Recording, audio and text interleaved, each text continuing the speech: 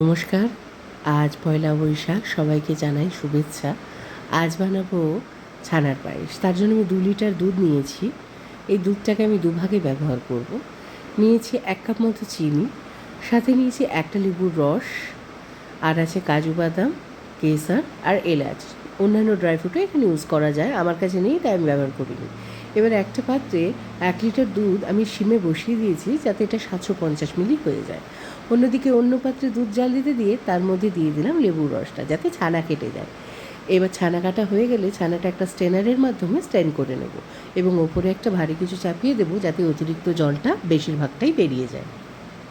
এমতো অবস্থায় অন্য একটা হামানদির সাথে আমি যে কাজুটা নিয়েছি সেটাকে ক্রাশ করে নেব। যদি এখানে চাইলে আলমন্ড, পেস্তা এগুলো ইউজ করা যায়। একটু ক্রাশ করে ওই ফুটতে থাকা দুধের মধ্যে মিশিয়ে দেবো। সাথে দিয়ে দেবো এলাচের গুঁড়ো এবং কেসরটা। ভালো করে ফুটিয়ে নিয়ে এর মধ্যে দিয়ে দেবো ওই যে ছানাটা জল ঝরতে দিয়েছিলাম, ওটা ততক্ষণে জল ঝরে গেছে। তো ওই ছানাটা হাতের মাধ্যমে ঝুরো ঝুরো করে ওই দুধের মধ্যেই মিশিয়ে দেবো। যদি বেশি ড্রাই হয়ে যায় এবং হাতের মাধ্যমে ঝুরো করা না যায় তাহলে একটু গ্রেটারে গ্রেট করে নিলেই প্রবলেমটা সলভ হয়ে যাবে। এবার ভালো করে মিশিয়ে প্রায় 10-12 মিনিট ফোটানোর পর তার মধ্যে এতে দিয়ে দেবো চিনিগুলো, দিয়ে ভালো করে ফোটাতে থাকবো।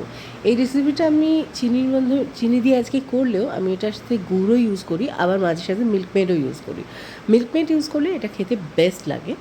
তো আপনারা চাইলে 1 লিটার দুধে একটা মিল্কমেড ইউজ করতে পারেন, যেটা ছোটো কৌটোর মিল্কমেড একটা লাগে। তো ভালো করে মিশিয়ে ফুটিয়ে যখন একটু থিক হয়ে আসবে তখন নামিয়ে নেব। তারপর ঠান্ডা হলে এটা আরও একটু থিক হয়ে যাবে। ওপরে একটু কেসর আর কিশমিশ দিয়ে গার্নিশ করে সার্ভ করব। দেখতেও দারুণ লাগছে, খেতেও দারুণ হয়েছে। রেসিপিটা কীরকম লাগলো জানাবেন। দেখা হচ্ছে পরের ব্লগে, ততক্ষণের জন্য বাই।